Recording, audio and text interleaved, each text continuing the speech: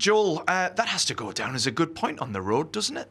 Yeah, I think so. At the end, of course, we did know in the beginning they would come strong, pressing us strong. I think they were a better team first half.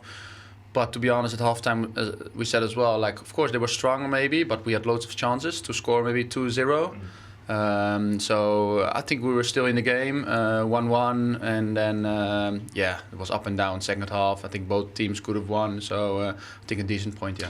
Brighton haven't scored many goals recently, and you don't tend to get on the score sheet that much. Must have been nice to score today. Yeah, well, my average is 1 a season, so I had 3 more games to go, so I had to do it. I think it was a very good corner where we trained on, we practiced on yesterday, the day before yesterday, to score like that, and that it works out in the game, that it's perfect.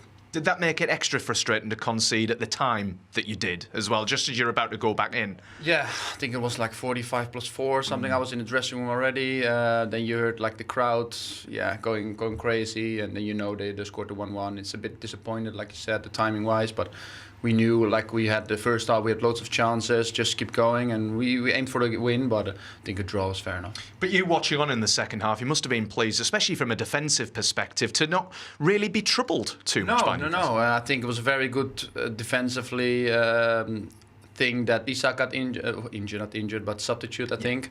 He was not in the game. I think all the compliments to our defence, and we did a great job for that. Just looking at it overall, and just to round things off, it's a win against Aston Villa, a draw up here against Newcastle.